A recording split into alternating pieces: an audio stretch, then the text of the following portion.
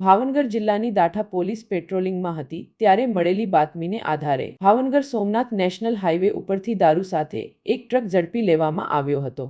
દાઠા પોલીસે તળાજાથી મહુવા જતો એક ટ્રક પસાર થવાનો હોય તેની બાતમીના પગલે પસવી ગામ પાસે હાઈવે પર વોચમાં રહેતા બાતમીવાળો ટ્રક આવતા ઊભો રાખી તપાસ કરતા દારૂની નાની મોટી બોટલ 2496 તેની કિંમત 14,73,600ની મળી આવી હતી। આથી પોલીસે 2 મોબાઈલ ટ્રક મળી 29,83,600નો મુદ્દામાલ સાથે પાલીતાણા પંથકના મેહુલ અશોકભાઈ પાંગળ અને અનિલભાઈ જેઠાભાઈ પાંગલને ઝડપી લીધા હતા। જ્યારે વધુ એક શખ્સ રાજુભાઈ વાસુરભાઈ વાગોસીને ઝડપવાનો બાકી હોય તેથી તમામની સામે ધોરણસર ગુનો નોંધાવી આગળની કાર્યવાહી હાથ ધરી હતી।